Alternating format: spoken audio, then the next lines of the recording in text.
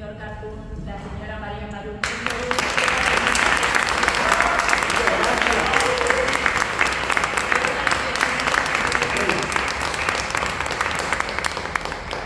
A disfrutarlo, simplemente eso. Ellos nos van a contar seguramente muchas aventuras de Ricardo Monti. Mire, hay aplausos en varios lugares. Los aplausos.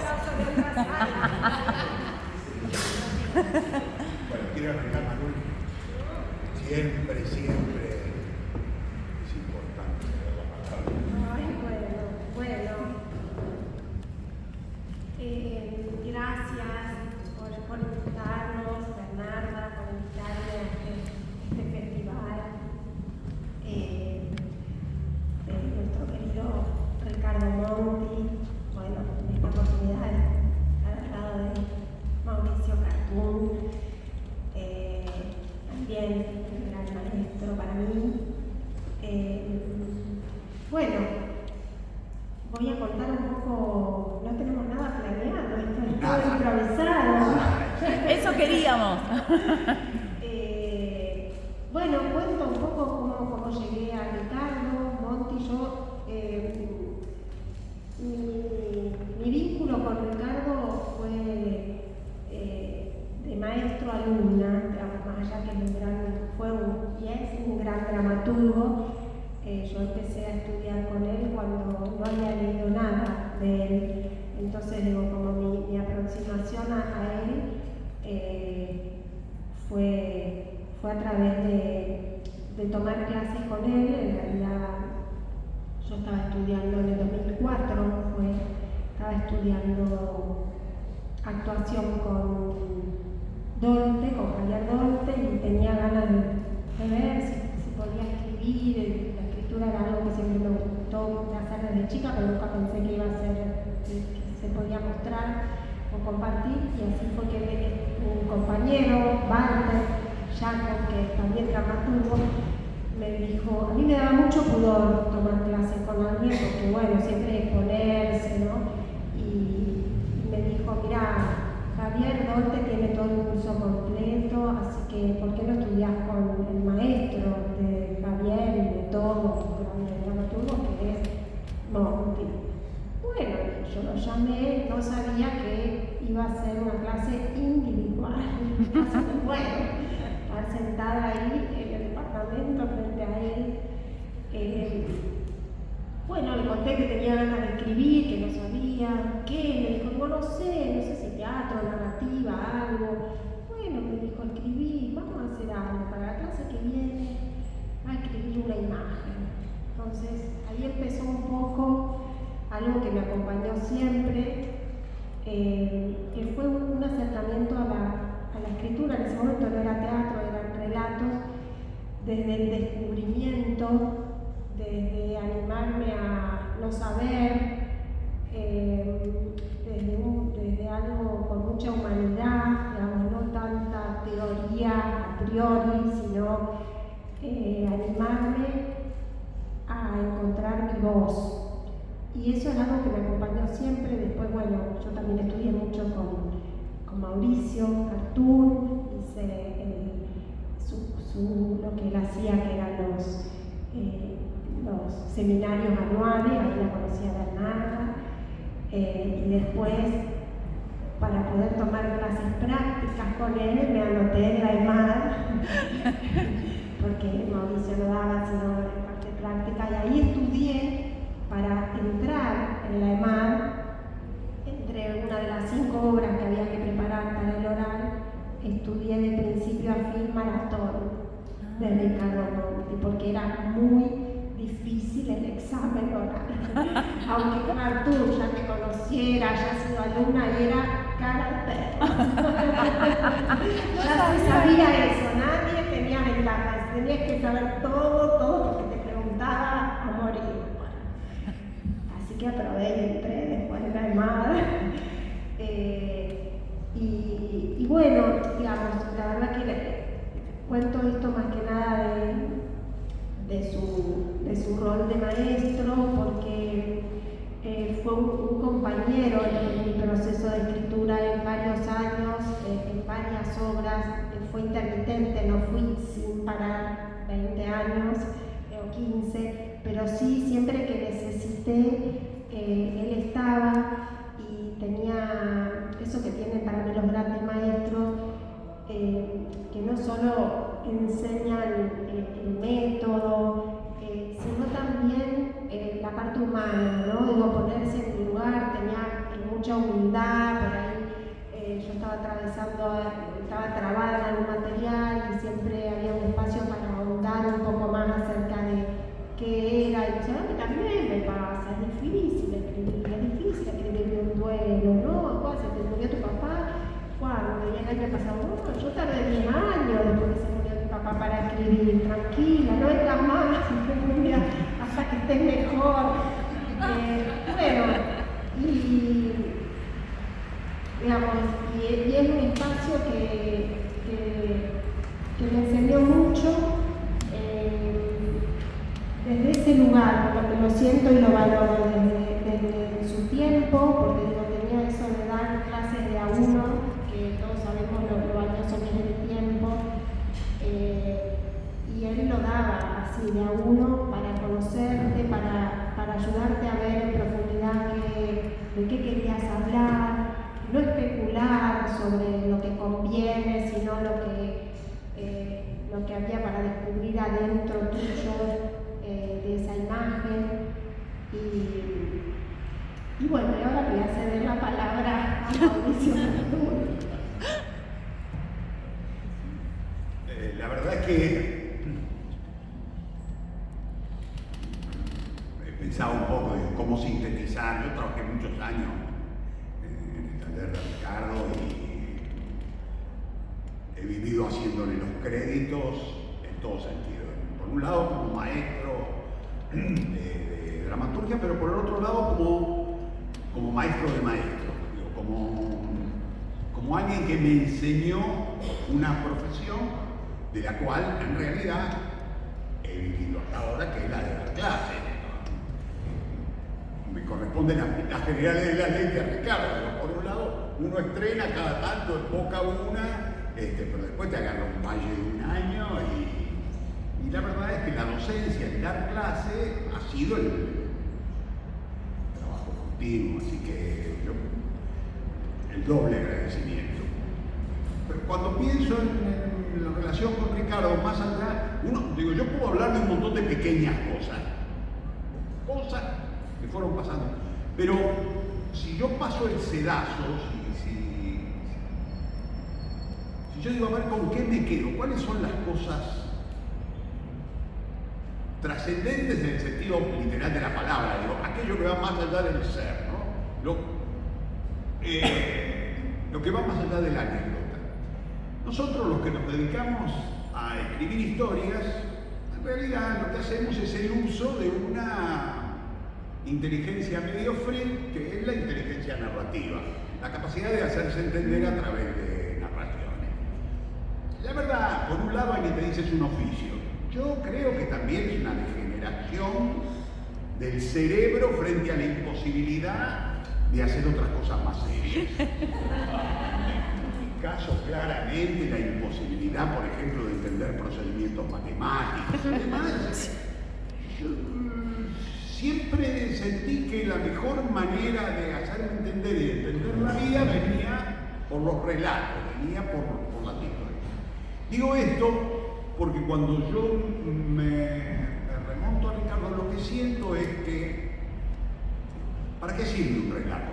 Y un relato, en términos de inteligencia narrativa, atrapa una experiencia y te la pasa, sin en vez de explicarte algo en términos conceptuales, te lo explica a través de un pequeño mito, a través de una pequeña historia, de algo que cada vez que la recuperas tiene más fuerza que el concepto.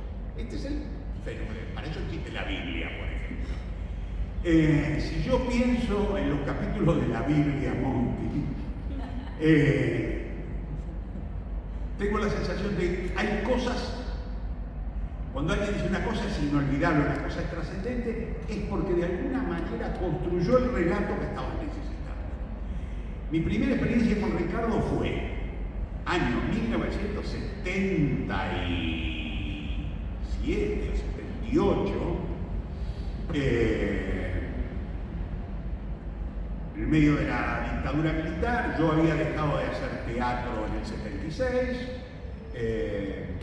estaba por hacer algo en el 78, íbamos a hacer un espectáculo de humor, pero la sensación es que había desaparecido todo lo que tenía que ver con la producción responsable. Era, bueno, nada, me ponía a hacer un espectáculo divertido. Y en el interín tenía como la angustia de, bueno, pero yo necesitaría seguir escribiendo, necesitaría una... Yo escribía teatro político un poco exagerado, un teatro político excesivamente radicalizado, digamos, donde no importaban demasiado las imágenes, sino todo tenía que ver con la idea, y era casi periodístico. Y entonces un día en el diario La Opinión vi un avisito de taller de dramaturgia Ricardo Monti, y lo llamé por teléfono. Entonces, eso fue la primera impresión, y que la recuerdo hasta ahora, tiene que ver con Ricardo. Lo primero que me dijo es: ¿cómo es tu apellido, Carpú?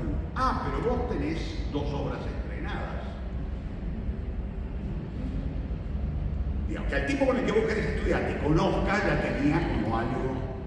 Sí, le digo, sí, ya sé. Dice, vos estrenaste en la Sala Argentina Civilización o Barbarie. Sí. ¿Por qué querés estudiar conmigo si vos sos autor? ¿Por qué querés? Entonces yo le dije una cosa que creo que son esas confesiones que uno solo le confiesa a un psicoanalista o a alguien con quien de alguna manera establece una especie de hipótesis de confianza que no sé de dónde venía, pero por teléfono le dije: mirá, a mí me pasa esto. Yo sé que a veces escribo muy bien y sé que a veces escribo horrible, pero nunca sé cuándo hago una cosa, cuándo hago la otra y por qué. Después leo y le digo, esto es una cagada. Y después leo y digo, esto es muy bueno. Pero lo que nunca entendí es qué hay que hacer para hacer solamente. Entonces, ese fue el pasaporte. Ricardo me dijo, para eso el taller te va a servir. Y lo entendí muy claro cuando muy rápidamente, me dijo, escribí una imagen. Cuando muy rápidamente, en la primera clase, Ricardo me dijo, Mauricio, deja todas tus ideas aparte, Vos sos un autor político, sos un autor que escribe, deja todo y vamos a probar otra cosa. Y acá viene el relato que yo me repito, el fragmento de la Biblia que permite explicar algo. Ricardo me dijo, vos escribís humor, ¿no? Y yo con mucho entusiasmo dije, sí. Y hizo silencio Monti. Los que lo conocen, nosotros a Monti sabemos de qué hablamos cuando hablamos del silencio Monti, ¿no? Entonces, ¿vos escribís humor? Sí.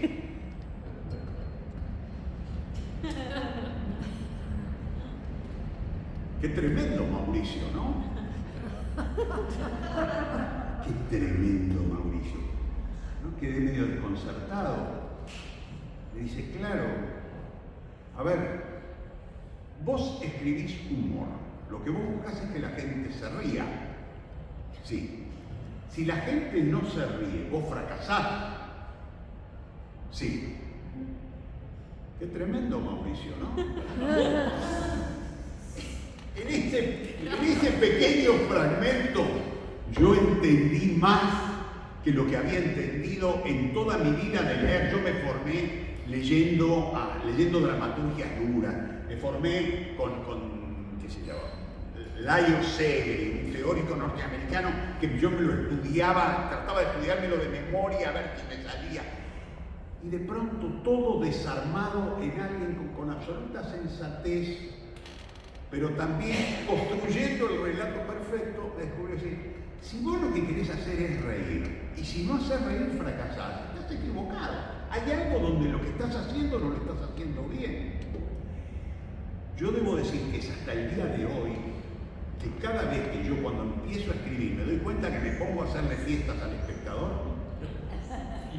yo me digo a mí mismo, Qué tremendo, Carlos.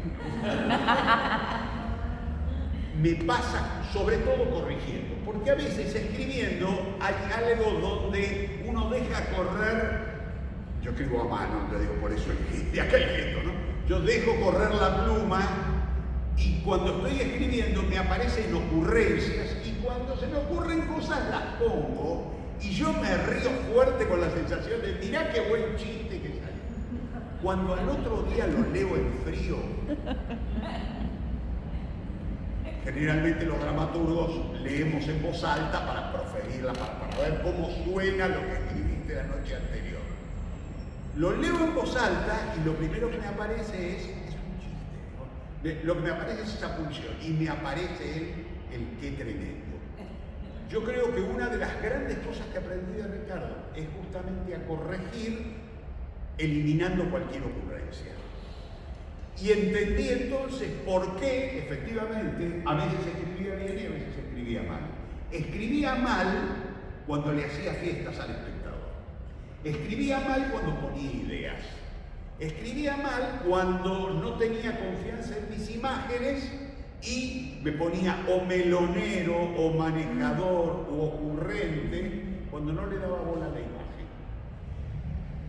Yo creo que todos los que empezamos en algún momento a trabajar con Ricardo en talleres tuvimos el mismo desafío, que era entender el fenómeno de la imagen generadora. Cuando Ricardo te hablaba de la imagen, y al principio decía, bueno, pero pará, imagen, entonces uno pensaba lo visual, Ricardo decía, no, imagen no es necesariamente visual, la imagen es un acto, la imagen es un fragmento percibido, empezar a entender la diferencia entre imaginar y pensar. Relato número 1 entonces. Tengo 3, así que vamos administrándolo, te paso la palabra. Serino ya preparado. No, te escuchaba y bueno, a mí también me pasó con la primera obra que escribí con él ahí en su taller de relato, que primero me pasó que el hecho de escribir sin pensar o sin especular o sin tratar de saber qué iba a pasar, sobre todo en una primera instancia, me resultó muy placentero y muy liberador, como decir, yo no tengo la culpa de esto que me está apareciendo, no soy yo que está decidiendo qué está haciendo este hombre, este personaje, esta persona. Digamos, es algo que tengo muy incorporado, esta manera también de escribir sin pensar en el escenario, sin pensar en la producción, simplemente como investigando, descubriendo, haciendo improvisar a los personajes, porque él también, yo con él hacía algo que él lo llamaba indagación, que es... a mí me pasó, lo voy a tratar de ordenar un poco como cartoon, por una frase que él me dijo también, digamos, yo fui un par de clases, la primera clase me olvidé el cuaderno de la vergüenza que me daba leer en voz alta a él, o sea, como que me dijo, mirá que hay algunos que se han puesto nerviosos, pero que se hayan olvidado el cuaderno, nunca me pasó. Yo todavía me acuerdo que imprimía después las hojas cuando pasé a computadora y que iba media hora antes a un bar de la vuelta para leer, me temblaba la voz, a veces estaba leyendo, sentía que él no reaccionaba y cambiaba palabras en el momento, ¿no? Era como, siempre me dio mucho nervio y respeto, ¿no? Pero hubo un primer trabajo que hice con él, que al principio, cuando entendí lo de la imagen, dije, ¡ay, qué maravilla! Sí, lo llevé en una primera imagen, bueno, para el ser yo, de ahí empezó a aparecer ese universo. Y la segunda clase ya casi que le llevé la obra terminada. Me dijo, qué bien, a ver.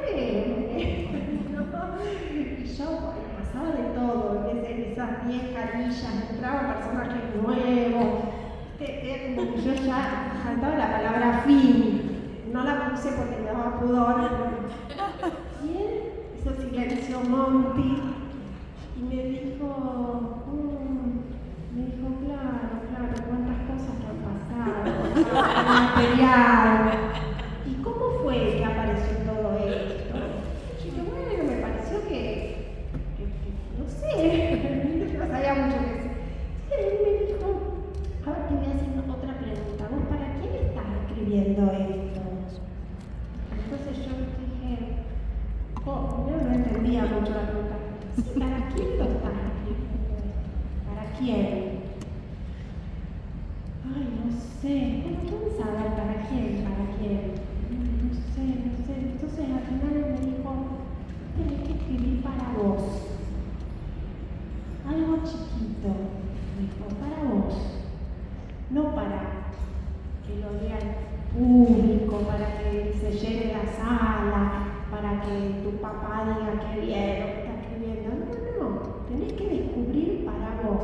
Y a mí esa frase que él me dijo es algo que a veces también me lo vuelvo a decir cuando me trabo, cuando empieza a aparecer cierta especulación o cierta... De hecho, ese material, por supuesto, volví a la hoja número 1 y me dijo, no, todo esto son ideas que vos pusiste. Sí, que entraba esta señora, que entraba este otro vecino, era una obra que Mauricio Negri tendría perfecto, esa obra de 3 personajes que en un concurso me daba un premio. Fue una obra que escribí hace mucho, todavía no la puse en escena, que tenía que ver con una imagen muy chiquita que había sido un comentario que yo le había escuchado decir a mi abuela sobre una tía que había fallecido, una tía lejana, que como no tenía familia la tía, la prima de mi abuela heredó todo de ella, un PH, ¿no? Y pensaban que había más cosas, pero era, pero bueno, casi no la había visto esta mujer. Y una vez hablando con mi abuela, yo le dije, ¿por qué no la viste? No, porque no iba mucho a Mar del Plata, tenía la piel tan blanca. Y a mí eso, con esa imagen, bueno, me generó una curiosidad y ahí empezó la obra. Pero yo al día siguiente ya entraba una vecina que la conocía, la mujer que había muerto, como que toda una cosa muy con ideas, también ideas para que avanzar. Bueno, y eso fue algo que creo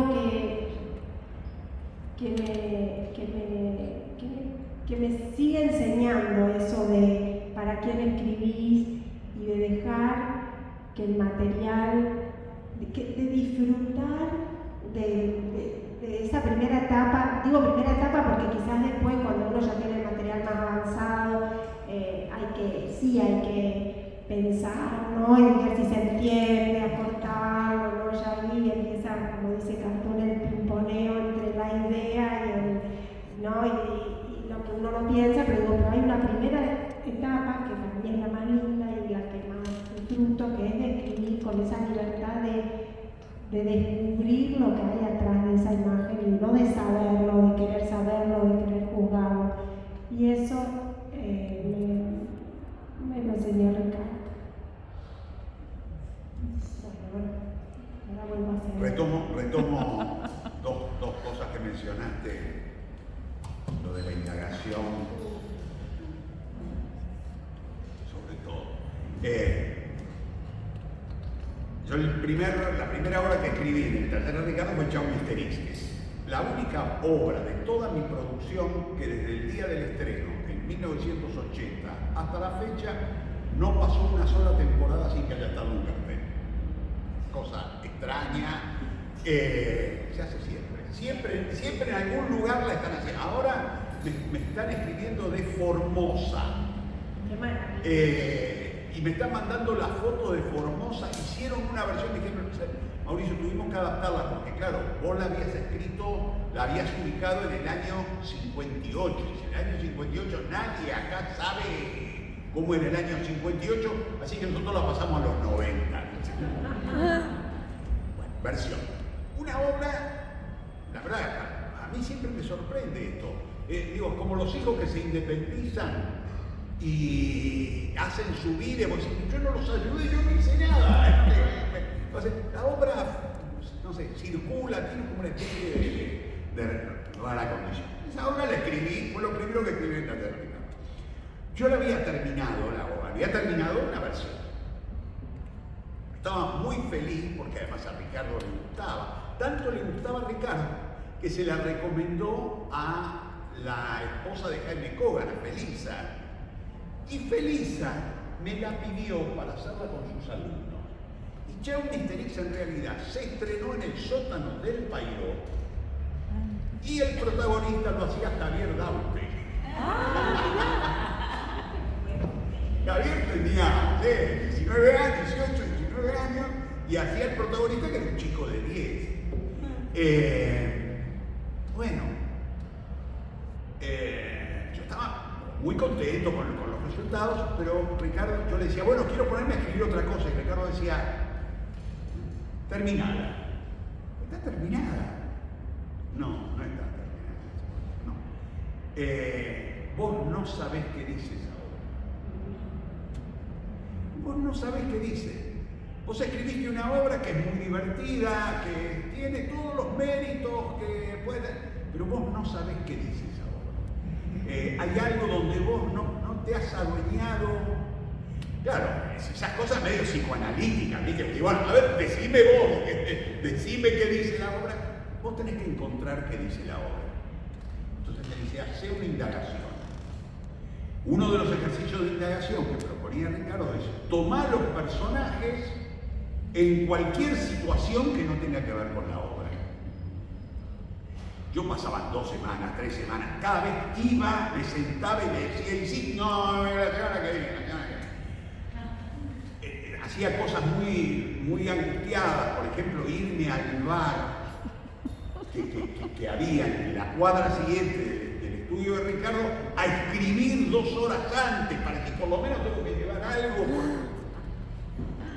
En un momento me aparece la hipótesis de, bueno, voy a poner a estos personajes, el personaje era un chico de 10 años, entonces voy a poner a este chico de 10 años volviendo a su casa, regresando a su casa, es decir, un adulto en realidad, ahora es adulto, tiene 35 años, vuelve a su casa y lo tratan como si fuera un niño. Y entonces voy viendo a todos los personajes. La escribo una primera escena donde el personaje llega, lo reciben en la puerta unas vecinas, lo hacen pasar, el padre se empieza a fastidiar, porque dice, siempre que fracasa viene. Entonces lo llevo con mucha alegría al trabajo de indagación.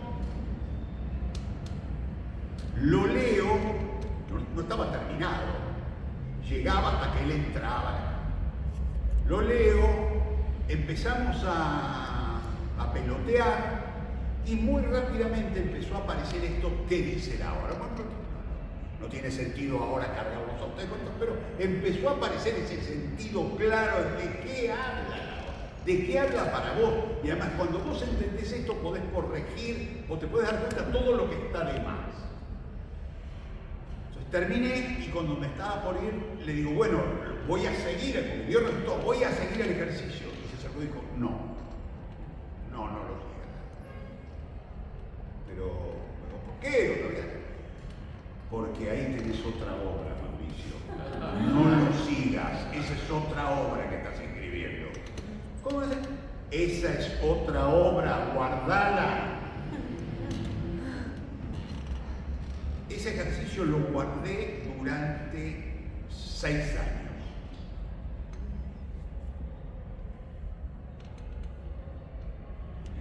Lo abrevio muy rápidamente. Venía el concurso de teatro abierto, el concurso de teatro abierto 83. Yo había tenido un accidente con una sierra eléctrica de esos medio horroroso, la mano después de una larga operación y en recuperación y vendaba así. Mi mujer Mónica, embarazada de nuestra primera hija, de Luciana, nos estábamos por mudar y entonces habíamos pedido a la mudadora que nos mande los canastos para embalar la casa. Habíamos embalado todo en canastos. Y el médico a Mónica le dijo, ni se te ocurra, pero ni loca hagas la mudanza, vos no haces la mudanza, ni loca, porque vos no estás en condiciones de hacer la mudanza. Pagábamos el alquiler de los canastos día a día, porque teníamos que devolver. En el medio de ese despelote cerraba el concurso del teatro abierto. Y entonces mi mujer, Mónica, hasta el día de hoy, madre de mis hijos y mi compañera, me dijo, ¿no te vas a presentar? Mónica, ¿no te parece que están dadas las condiciones para que yo me ponga a escribir una obra en un concurso que cierra ahora?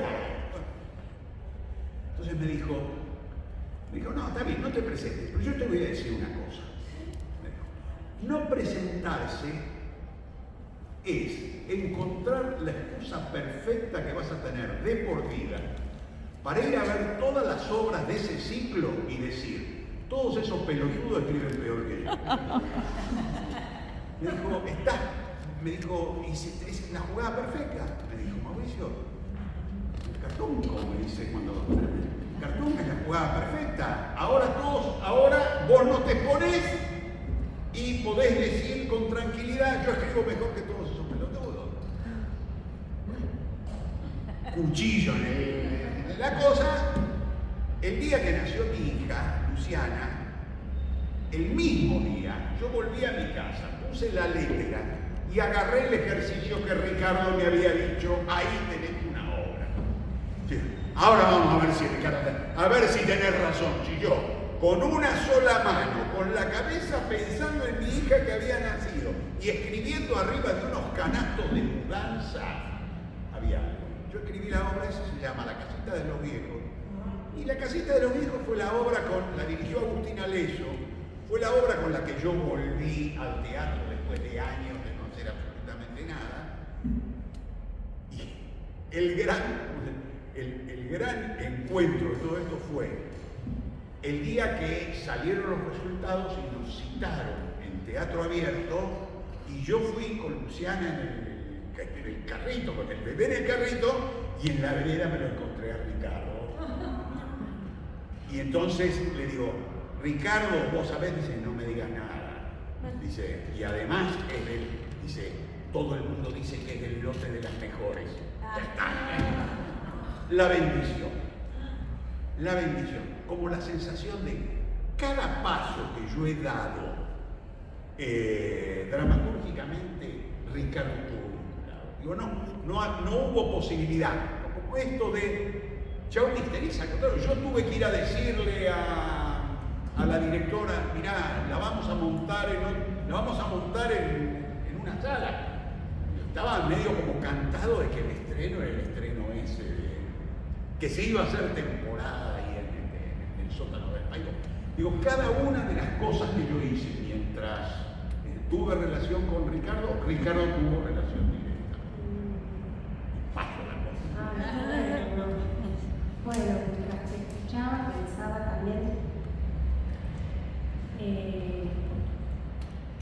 algo parecido me pasó cuando escribí Hidalgo, que vos también, Mauricio, me ayudaste mucho. Me habían convocado yo no estaba yendo en ese momento al taller con Ricardo, pero si reviso las agendas de mis años, creo que hay por lo menos no pasa una semana que no tengo llamar a Ricardo, era como algo pendiente porque digo, estar en el taller de él te obligaba a escribir, y es algo que muchas veces a mí me cuesta si no tengo una entrega, alguien que está esperando el material, entonces, pero bueno, a veces la vida me arrasaba y no lo hacía. Y me habían invitado a formar parte de un semimontado en el Cervantes. Yo le dije que sí porque me gustaba, nunca había trabajado en el Cervantes por el bicentenario, y me había tocado como tema Bartolomé Hidalgo, que yo no tenía idea quién era realmente. Pero dije, bueno, la propuesta era, no tiene que ser una obra histórica, sino algo que a vos te resuene, una excusa para contar algo de ese imaginario. Bueno, yo dije que sí, porque estaba en marzo y esto era para noviembre, y dije sí, lo voy a escribir. Bueno, pasaron los meses, yo estaba con la Pilarcita, la soy la Pilarcita, la vida misma, Digo, yo faltaba, no sé, pocos meses, digo, yo voy a decir que no puedo, abro el mail, ya había aparecido, yo figuraba dentro como de ya del ciclo. Digo, bueno, voy a llamar a Ricardo, le voy a decir que por favor, voy a ir a Ricardo. Llamo a Ricardo, me dice, bueno, sí, querida, sí, pero bueno, Ricardo ya estaba un poco con problemas de salud, pero estaba recuperándose, me dice, bueno, amigo, voy. También un poco era, bueno, a ver, bueno, no sé, Ricardo tuvo re poco tiempo, entonces ahí empecé a hablar con él un poco y él tenía esto, ¿no? Como que, bueno, pero algún material que vos ya tengas, que tenga que ver con esto de, porque a ver, por supuesto él sabía quién era Bartolomé, ¿qué es esto? Es romper las cadenas, ¿no? Bueno, ¿qué es romper las cadenas? Algo que... Y yo tenía un material que había empezado a escribir en la EMAD, con un ejercicio, porque la EMAD fue para mí todas las semillas de las obras que he escrito hasta ahora en diferentes ejercicios. De Susana, que era una mujer de una inmobiliaria que aparentemente no tenía nada que ver con Bartolomé Hidalgo, pero eso lo llevé. Bueno, y ahí empecé a escribir ese material. Después lo supervisé con Mauricio Cartún, que vino hasta el último ensayo, por supuesto, como siempre. Y hubo algo en ese material. Bueno, él tenía como un don para mí. Yo ya había llegado como una primera versión. Dije, bueno, empecé a hacer la lectura con los actores, y los actores, la actriz era mi hermana, Paula, que decían, no, esto no se entiende, esto cortado, había un monólogo al final, lo hacía Agustín Norte, y que yo, como si te digo, que primero salió muy así como sin pensar, de una indagación, que yo dije, bueno, a ver, porque la indagación, por ahí me voy a extender un poquito más, es algo que para mí siempre tuvo mucha libertad, porque es algo que uno a priori sabe que no va a estar en la obra. Entonces, después puede llegar a estar, pero en ese momento yo dije, bueno, a ver, este chico a ver qué piensa, con libertad aparte. Entonces me dijo, no, eso sí, que eso esté, esa indagación.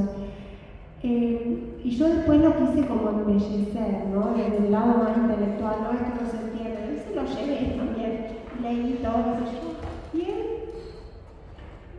eso la otra vez claro, ahora no me llegó tanto. Pero vos lo cambiaste, no, se quedó pensando así.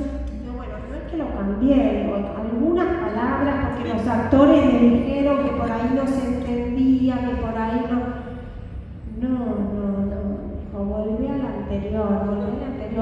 Me dijo algo que también a mí digamos que a veces me sigue acompañando, que es que el texto también tiene una música. Y que esa música a veces no es perfecta, ¿no? Como que a veces una palabra a lo mejor, no sé, qué sé yo, técnicamente a lo mejor en vez de vaso queda mejor decir, no sé, copa, pero suena vaso, ¿no? Es como que si el personaje le salió así, en esa indagación, con tanta libertad, salió así, me dijo, volvé así. Y una última cosita de ese material que lo voy a contar, porque, bueno, viene al caso, no tiene que ver tanto con la dramaturgia, pero sí con la historia de él, que fue que él un día me contó, hablando, porque a veces hablábamos, cuando yo me olvidaba el cuaderno, me daba miedo, sacaba temas para que la obra avance, y a veces decía, bueno, que no leo la clase que viene, ¿viste? contó que él había tenido un episodio muy triste, que no pasó nada grave, pero bueno, que lo habían entrado a robar a la casa cuando él estaba durmiendo en la cama en la noche, y que le habían apuntado con un revólver en la cabeza, y que él abrió los ojos. Entonces yo dije, ay, por favor, Ricardo, qué miedo, qué tremendo. Sí, digo, pero ¿qué pensaste en ese momento? ¿Tuviste miedo? No, digo, ¿qué pensaste? Y él, viste, pensó antes de contestar, porque él tenía algo que era que con toda la respuesta que daba se tomaba su tiempo. No era alguien que hablaba así como puedo hablar yo, que, viste, como para llenar los espacios. ¿Viste? Él no llenaba ningún espacio si no pensaba eso. Me dijo, pensé que por fin iba a descubrir qué hay del otro lado. Y yo ese texto lo puse en el álbum.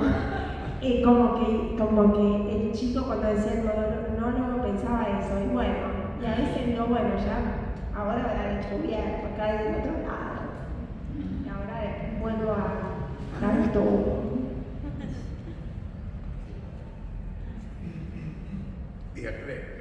Ricardo lo que creó una figura,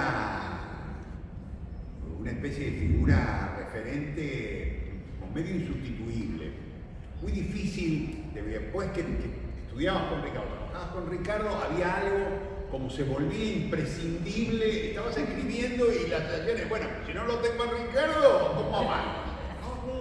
Como la confianza puesta en Ricardo. Bueno, nosotros después que hicimos 2 o 3 años de taller con él, pues naturalmente las etapas, nos fuimos terminando nuestro ciclo, pero muy rápidamente, exalumnos del taller, que nos íbamos cruzando, decíamos, ¿qué tal? ¿Cómo andás? Y extraño el taller. ¿Por qué no nos juntamos y hacemos un taller entre nosotros? Y hacemos coordinación rotativa, decíamos. Nos juntamos todos los viernes, cada viernes alguien hace de Monty. Coordinación rotativa. El Negro Huerta, Víctor Wiener, Vadillo, Gabriel Díaz, Eduardo Ronner. Armamos una banda que nos juntábamos todos los viernes. Claro, pasaba algo que era, a diferencia del rigor de Ricardo, nosotros nos poníamos muy ocurrentes, claro, esa cosa, había como una cosa de barra, ¿no? Y entonces las obras tenían mucho que ver con eso. Entonces en un momento nos empezamos a dar cuenta de eso y yo decía, estamos extrañando a Ricardo, y el Negro Huerta dice, che, me lo crucé a Ricardo y le dije que nos estamos juntando y le dije si no quería venir a visitarnos, me dijo que sí. Bueno, 3 viernes después, hoy viene Ricardo. Contanos, sí, estábamos en una casa, de pronto llega el maestro, se sienta, y dice, bueno, yo no conozco los antecedentes de lo que van a leer, así que yo simplemente escucho. Yo tenía un material avanzado que estaba recontratrabado, que era una obra que se llamó Pericones. Escrita en el marco de todas las ocurrencias posibles, de todas. Fue una obra de 27 personajes, nunca la va a hacer nadie. Una obra sacada, con unas imágenes absolutamente desmesuradas. Es tan desmesurada la obra que me propusieron ahora republicarla y les dije que no. Le dije, no, pará, no, es demasiado eso. Y entonces, yo lo tenía avanzado y trabada. Y había hecho como un cachito más con él. La obra tenía 4 actos y yo iba por el principio del tercero. Y entonces leí un fragmento que llevaba para leer del principio del tercero. Ricardo, esto fue fiel a lo que había dicho, no hizo ningún comentario, hizo comentarios generales, pero no comentó sobre ningún material. Una semana después me llama Jaime Coben. Yo había estudiado dirección con Jaime. Ni siquiera había podido terminar el curso, pues en la época que yo estudiaba con Jaime, yo trabajaba en el mercado de abasto. Entonces, me tenía que levantar a las 3 de la mañana y dormía cuando podía y llegaba a las clases de Jaime y me dormía. Y me daba mucha vergüenza eso. Eran clases teóricas y yo me arrancaba los pelos del brazo para no dormirme, pero me dormí. Entonces un día decidí abandonar, deserté, pero había quedado la relación. Entonces me llamó Jaime, Mauricio, me dice Ricardo que estás escribiendo una obra que a mí me interesa. ¿La puedo conocer? Le digo, pero no es que la estoy escribiendo, estoy trabado con una obra, no importa, vos traémela, yo la puedo conocer igual. Sí, haceme una copia y me la traes. Hice una copia del fragmento que tenés, copia de una obra fracasada, de una obra inconclusa y se la llevé a Jaime. A los 2 días me llamó Jaime y me dijo, bueno, el día que la termine yo la dirijo. ¿Cuánto tardás en terminarla? ¿Qué le vas a decir? Bueno, dame un tiempito y la termino. Si no hubiera sido por Ricardo, una vez más, yo no hubiese terminado esa obra. Esa obra se estrenó en la Martín Coronado del Teatro San Martín. Y como la sensación es, lo primero que hice en el circuito fue estrenar una obra en la Martín Coronado. Hubiera sido absolutamente imposible sin esa mediación. Esa sensación del acto generoso de alguien que no solamente le habla de tu obra a otro, sino que además, estoy seguro, le dijo, llamalo y apretalo que la va a terminar. Y ese fue el mecanismo. Efectivamente, la obra se estrenó, yo creo que ese fue el momento en el que yo sentí que efectivamente podía laburar profesionalmente. Una vez más estaba Ricardo allí. Previo a eso, Ricardo fue quien me recomendó para que dé clases en teatro abierto.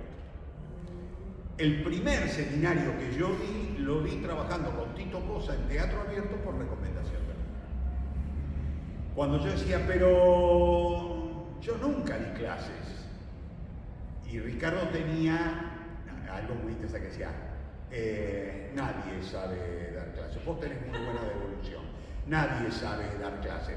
¿Quién da clases? Y era cierto, clases daba él y alguno más. Nadie sabe, andá y la clase. El empujón que me pegó me duró hasta hoy. Esta sensación de vos tenés buena devolución, andá y la clases. Y el otro fenómeno, que es el que yo incorporé y repito una vez más, el relato. No hay mejor manera de aprender algo que enseñarlo. Tenés que enseñar. Cuando vos enseñás, entendés cosas. Hasta que no te pones a enseñar, hay cosas que no las creés que las entendés, pero como no se las tenés que explicar a nadie, te podés engañar a vos mismo. Enseñá, da clases.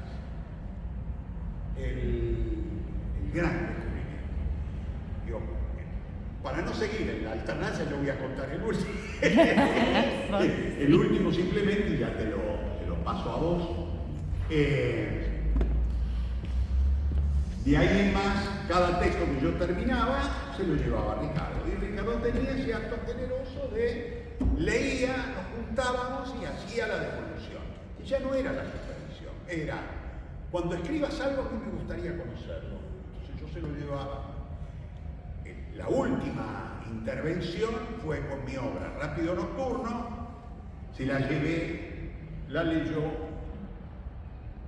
Cuando nos juntamos me hizo una devolución muy pormenorizada y Ricardo en ese momento estaba escribiendo telenovelas para México. Y escribía, él me dijo, te voy a decir una cosa, creo que lo mejor que he escrito en los últimos años lo estoy escribiendo como dialoguista. Me dijo, creo que estoy escribiendo unas cosas extraordinarias que nunca nadie va a conocer ni va a saber quién las escribió y yo estoy convencido que lo que estoy haciendo está muy bien. Y entonces me dijo, cuando terminó, me hizo la devolución y me dijo, Mauricio, yo estoy repensando muchas cosas. Ahora que tengo que escribir televisión, estoy repensando muchas cosas sobre la acción. Yo creo que yo a ustedes no les enseñé todo lo verdaderamente útil sobre el fenómeno de acción. Tu obra tiene un problema y es un bache en el principio. El punto de ataque está tardísimo, me dijo. La obra arranca 15 o 20 minutos después que empezó. Los primeros 15 o 20 minutos no tiene conflicto. Rehacé eso. Y fue, una vez más, la palabra iluminadora que hasta el día de hoy yo me siento y vuelvo al concepto de punto de ataque. ¿Dónde arranca la obra? ¿Dónde? Digo, esta sensación de omnipotencia de tengo imágenes, tengo personajes, tengo juego, lo que está pasando no importa porque todo vive. Y de pronto sí, pero el espectador está esperando que pase algo para prenderse. Me senté, modifiqué y una vez más, digo, la obra esa también se estrenó en el San Martín. La sensación es, si no lo hubiera visto Ricardo, es probable que esa obra no se hubiese estrenado porque no hubiera salido nunca de esa falla. Gracias. Bueno, no mucho más para agregar. Creo que quizás algo también que Ricardo siento que tenía y que extraño era un espacio elevado, digamos. Era como alguien que yo me iba de su clase o llegaba o hablábamos, porque a veces leía mis materiales o a veces hablábamos de cosas mías o de cosas de él. Era alguien que estaba como en un estado de trascendencia, ¿no? Como algo que un tiempo distinto a la vorágine, a la fórmula, al resultado, a la chatura, ¿no? a eso que a veces uno inevitablemente está, ¿no? en las corridas de la vida, y siempre era como un refugio, como un espacio para poder seguir jugando, que los personajes jueguen, conectarme o tratar de conectarme con algo verdadero, era como un espacio donde a mí me gustaba. La estoy viendo a María Figuera, por ejemplo, ella no sabe, pero yo había empezado a escribir una obra con Ricardo que no terminé, que tenía que ver con algo que ella me contó, que era que estaba aprendiendo a manejar. ¿Te acordás de esa historia con ese auto? Cuando la terminé me la voy a mostrar. Pero digo, era como decir, ¿no? Uno estaba en la vida, con la cotidianidad, y saber que ibas a ir de Ricardo era como que te hacía estar en ese estado de creación, de pescar algo, quizás como esto que María me contó, que era algo que para mí era maravilloso, por más que era algo que ella estaba atravesando, y llegar y transformarlo en una imagen inspiradora. Entonces es como que hacía que la vida, que la cotidianidad, que los problemas quizás no me importaban tanto porque tenía ese espacio. Por eso la agenda quizás ponía llamar a Ricardo cuando no estaba en ese estado de creación, que también muchas veces habla Mauricio en su clase, que también me pasa cuando no estoy escribiendo nada, ¿no? Que digo, le exijo mucho más a la vida, todo me importa más. Cuando estoy escribiendo, todo lo que me pasa lo puedo usar un poquito para ese lado. Y un poco el espacio que yo tenía con Ricardo de su casa, charlando y creando, era ese. Y bueno, se lo agradezco, y agradezco también que Mauricio haya dado clases y sea también, porque con Mauricio también me pasa eso de sentir, ¿no? De alguien muy generoso, que ha hecho también de estas imágenes y de estas cosas un método, y me ha imprimido ese entusiasmo tan particular que Mauricio tiene con su personalidad, y siempre recuerdo sus clases en la EMAD a las 8 de la mañana, que llegaban todos con una energía que no teníamos nada, estábamos todos así, buen día. Y digo, bueno, qué bendición los maestros, ¿no? Lo digo en serio, digo, si hay algo que le deseo a todos, a mis hijas, cuando pienso, digo, ojalá que tengan la bendición de buenos maestros que es tan importante para poder sacar lo mejor de nosotros y para poder creer en nosotros, que a veces es tan difícil, porque yo si no hubiera sido por Ricardo, si no hubiera sido por Mauricio, todo lo que he escrito me ha parecido un desastre antes de pasar por los ojos de un maestro que pueda rescatar y pueda guiarnos, ¿no? Bueno, eso. No sé si alguien quiere hacer alguna pregunta.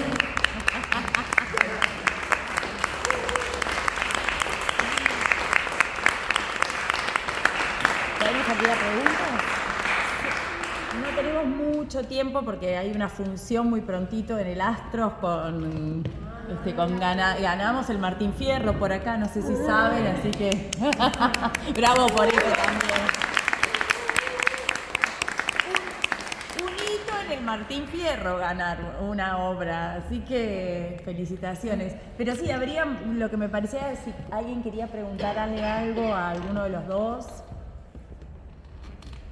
Los asustaron. Aterrados quedaron. ¿No? ¿Seguro? Bueno. Yo tengo una pregunta acá. A ver. Que se me ocurre ahora. Si lo tuvieran... No le puedes preguntar del hijo. No. Porque ella es una de las fanáticas de tu hijo, entonces no vale. No. Todo el mundo lo seguimos, todo el mundo lo Todos lo siguen, tenemos stickers, todo, pero es al padre. Mi hijo fue actor De ella, claro. Claro, exacto. Sí. No, mi pregunta es si lo tuvieran a Ricardo una vez más, con esto que hablaban de la imagen, ¿qué recomendación o algo vieron eso que siempre se nos ocurre con alguien que falleció y es como, ¿qué me dirías esto que estoy haciendo? ¿Qué te gustaría como últimas palabras o algo de un recuerdo como de revivir algo? ¿Qué sería algo que les haría como felices poder compartir algo, un momento más con él? Uf. Mira, yo creo que yo nunca hablé con Ricardo, por ejemplo, sobre el fenómeno de lo que él produjo como cambio en la dramaturgia argentina. Él iba de suyo, como una cosa natural pero la verdad es que el fenómeno es así. Lo que yo le diría, en el año 78 había dos maestros de dramaturgia. Él y uno que ni siquiera era uno, eran varios que se alternaban en Argentores, que hacían los únicos dos talleres de dramaturgia que había en Buenos Aires. Por lo tanto, no había ninguna posibilidad de formación fuera de eso. Ricardo instaló, en principio, esa hipótesis reveladora del fenómeno del trabajo de la imagen generadora, que todos lo conocimos en una revista psicoanalítica en la que publicó una nota, además. Era como esa cosa, era fuera del campo del arte donde él producía. Pero el gran fenómeno fue que todos sus discípulos incorporamos su propuesta y su metodología y nos pusimos a dar clases. Y empezó el fenómeno de multiplicación. Talleres. Yo armé la carrera de dramaturgia en la EMAD. De los egresados de la carrera de dramaturgia en la EMAD se armó acá la diplomatura en la PACO. Se armó en la UNA la carrera. Muy curioso porque en Montevideo, la EMAD de Montevideo tiene una carrera de dramaturgia para la cual me contrataron a mí para que haga el programa y por supuesto, el programa está basado en todos mis aprendizajes de Ricardo. Si yo lo pudiese ver a Ricardo, lo que tendría que hacer, rápidamente lo que haría es mostrarle la multiplicación geométrica asombrosa que produjo su propuesta. Que hagamos un rewind, ¿viste? Vamos allá atrás. Vamos a la nota esta que vos publicaste en la revista psicoanalítica con la que tenías relación por tu pareja. Y de esa pequeña semilla, hoy continuamente se habla de esto de Buenos Aires es la capital del teatro iberoamericano. Pero fuera de la capital del teatro iberoamericano, es el lugar de mayor dimensión en cantidad, en calidad y en intensidad de dramaturgia. No hay, nosotros siempre decimos lo mismo, la dramaturgia no siempre da de comer, pero siempre da de viajar. Siempre andamos por todos lados, y yo en todos lados donde voy, la sensación es, si yo cuento, por ejemplo, el fenómeno de la dramaturgia en Buenos Aires, se cagan de risa y dicen, es una argentinada esa. ¿Cómo va a ser eso? ¿Cómo va a haber tantos dramaturgos? Es impresionante. Y no cabe ninguna, más allá de que ha habido luego apareamiento, lo de Ricardo se fue combinando con muchas cosas. Creo que hubo una circunstancia preciosa, y es que buena parte de los dramaturgos que empezaron a escribir con Ricardo incorporaron también algo de la energía de Ricardo Bartís, por ejemplo, de dirigir los propios textos o escribir como director. Yo puedo pensar en Spregelburg como nieto de Ricardo. Yo te diría, el resultado del apareo entre Bartís y Cartoni, entonces es nieto, tiene un 25% claro, y de la misma manera todos los que vinieron luego. Casi te diría, si uno pudiese hacer un cuadro sinóptico, armar como una especie de cuadro y mostrar cómo, en ese origen efectivamente está él, y ningún otro. No es que, bueno, era uno de los 5, era uno de los 10, era uno de los 2. No, era uno. Y era uno trabajando en un departamentito. Y con la sensación de, daba talleres y decían, nunca más de 6, nunca más de 6. Pero, Ricardo, hay gente que quiere entrar. No, más de 6 no se puede hacer revolución. Pero Ricardo, tenés demanda. No, con más de 6 no puedo trabajar. Hasta que empezó a hacer todo lo contrario. Digo, Ricardo, ¿no haces más talleres? No, me angustian mucho los talleres. No, hago solamente individual. ¿Cómo te angustia? Sí, me angustia mucho. No, es mucho el taller. No, solamente individual. Es decir, cuando tenía la posibilidad de transformarse en una empresa, digamos que tenía la demanda extraordinaria de que había 100 personas que querían estudiar con él, dijo, no, ahora superviso. Tomó una especie de metodología psicoanalítica, casi el trabajo cara a cara. Yo le llevaría el cuadro sinóptico, y lo que mostraría es, en el origen no había 5, no había 4, ni 3, ni 2, estaba Ricardo.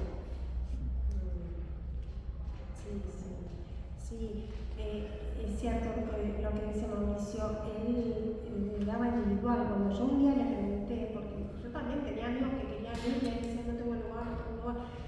Y yo le dije, pero cada uno te conviene abrir un grupo, porque también yo decía, económicamente, él daba por ahí 4 alumnos por día, si yo más de 4 no, porque me canso. Le digo, ¿por qué no hacer un grupo, no?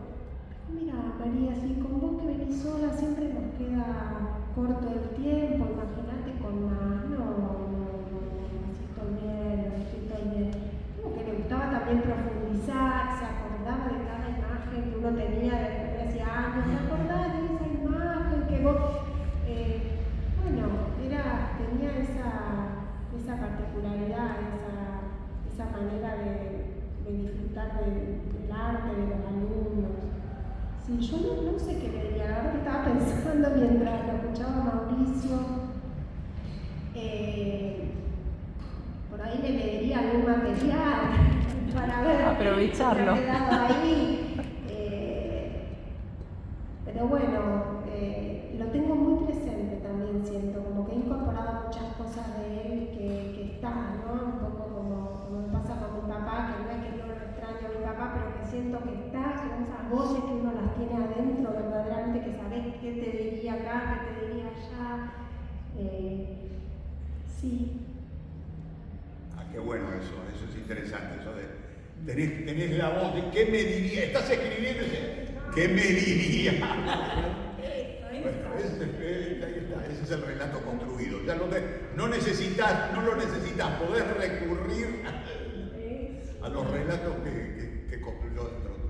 Qué bueno. Él una vez me dijo, una de las últimas clases, que hablamos, decía que, viste, porque uno tenía como una especie de adicción, no de adicción, pero de necesidad, de inseguridad, y tenía una cosa, pero vos ya también, ya podés escribir sin venir todo el tiempo, después. Y me dijo, a mí me sorprende mucho, sobre todo las mujeres, qué inseguridad que tienen para escribir. Me quedó eso de las mujeres, porque dije, sí, me dijo, se puso a pensar, sobre todo las mujeres. ¿Alguien quiere hacer alguna pregunta más antes de cerrar? Sí, Vani. Sobre la libertad, porque el libro Una poética de la libertad, ¿qué era en él por qué esa palabra de todo ese diálogo? O sea, ¿qué pasaba con la No entiendo cómo es la pregunta, perdón. No, porque el libro que escribimos con Ricardo se llama Una poética de la libertad. Sí. Y la libertad, lo que dice Vani es que era una palabra muy presente en él, ¿no? Sí, claro. ¿Cómo, para ustedes, cómo trabajaba en él la libertad? Yo tengo una experiencia, Ricardo lo transmitía casi como una especie de mística, esto de confiar en la imagen, confiar en la imagen.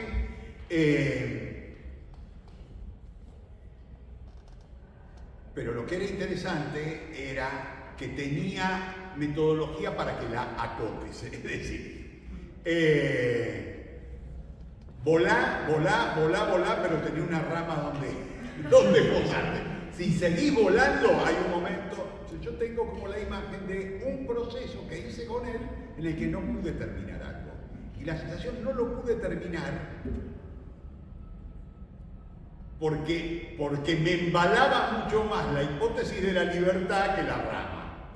Entonces, como la sensación de, ¡uy, mirá cómo estoy volando! Y la sensación es, pero ¿en qué momento vas a parar? ¿En qué momento vas a sintetizar? Volé, nunca. El material que quedó colgado ahí, y creo que quedó colgado porque la buena combinación de Ricardo era esto de, hay que, lo que decimos, un peloteo, un ping-pong entre imagen e idea, en la que el saque lo tiene siempre la imagen. En el ping-pong siempre hay alguien que, bueno, el saque es la imagen, arrancás de la imagen, pero del otro lado hay una idea que va devolviendo la pelota, vos jugás todo lo que quieras, pero del otro lado hay una idea. Eso que me dijo sobre Mr. X, cuando yo decía, ya está terminada, dijo, no está terminada porque no sabes qué dice. Eso es volá, pero hay momentos donde vos tenés que ser. Creo que usó incluso este concepto, es, si no sabes qué dice, no sos el dueño de la obra. Hay algo donde la obra no es tuya. La combinación entre el vuelo y la rama.